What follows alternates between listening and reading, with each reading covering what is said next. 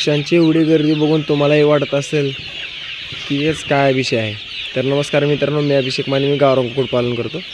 तर वाढत्या महागाईच्या काळामध्ये गावरान कुक्कुटपालनामध्ये होणारा जो खर्च आहे तो कशा प्रकारे कमी करायचा, किंवा कोंबड्यांना आपण खाद्यामध्ये कोणत्या प्रकारचे खाद्य घालायचे जेणेकरून खाद्यावरचा जो काय खर्च आहे त्यावरचा जो होणारा अफाट खर्च आहे तो कसा कमी करायचा आजच्या व्हिडिओमध्ये सांगणार आहोत. तर आज आपण कोंबड्यांना आपल्या शेतामध्ये पालेभाज्यामध्ये पालक, टोमॅटो किंवा शेवग्याचा पाला, लिंबाचा पाला अशा प्रकारचे खाद्य कोंबड्यांना खायला घालतो, जेणेकरून कोंबड्यांची हेल्थीसुद्धा त्यांनी आपल्या खाद्यावरचा खर्च कमी होतो. तर आता आपण कोंबड्यांना पालक खायला आणले आहे. तर तुम्ही पाहू शकता कोंबड्या खायला कशा प्रकारे आतुरतेने वाट बघत आहेत. तर आपण कोंबड्यांना आता पालक खायला देणार आहोत. तर तुम्ही पाहू शकता कशा प्रकारे या कोंबड्या पालक खातात. तर व्हिडिओ शेवटपर्यंत नक्की बघा.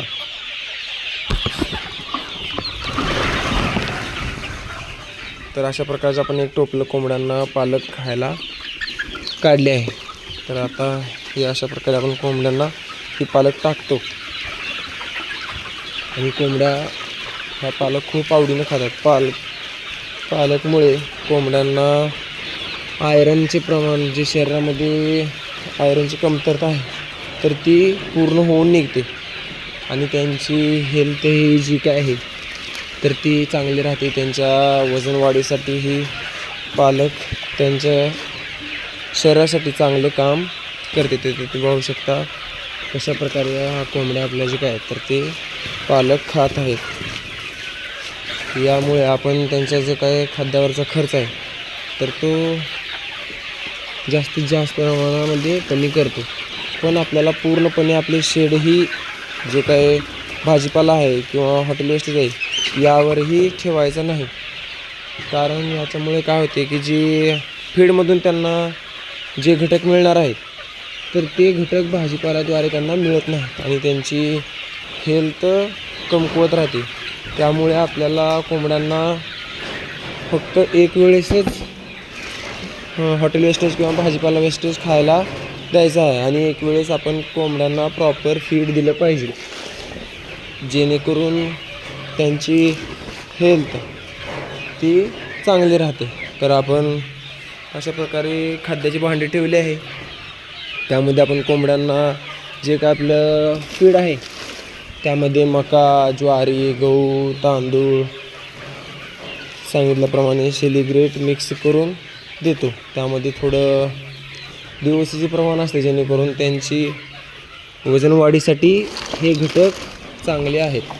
त्यासोबतच आपण जास्तीत जास्त फीडवरती खर्च होऊ नये यासाठी कोंबड्यांना जे काय आपल्या शेतामध्ये आपण माळवं केलं आहे त्यामध्ये पालक असेल किंवा टोमॅटो असेल, कोबीचा पाला असेल तर ते कोंबड्यांना खायला घालतो. जर आपण शेतामध्ये जरी केलं नसेल तर आपण बाजारामधूनही विकत आणून कोंबड्यांना खायला देऊ शकतो.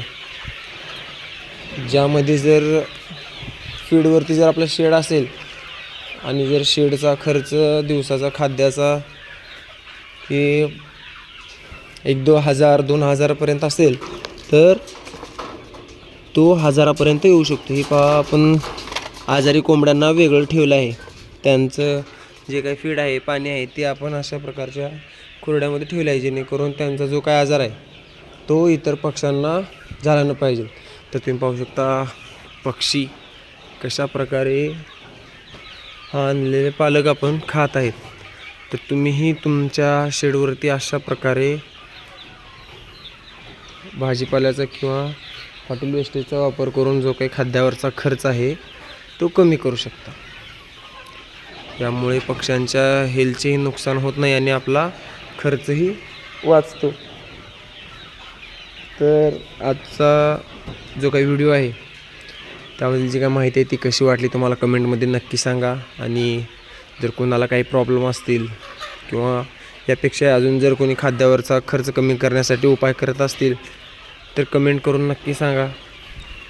आणि आपल्या चॅनलला सबस्क्राईब करून ठेवा, जेणेकरून माझा कुक्कुटपालनामध्ये आलेला अनुभव तुमच्यापर्यंत मला पोहोचवता येईल आणि कुक्कुटपालनाविषयीचे नवीन व्हिडिओ तुम्हाला पाहायला मिळतील.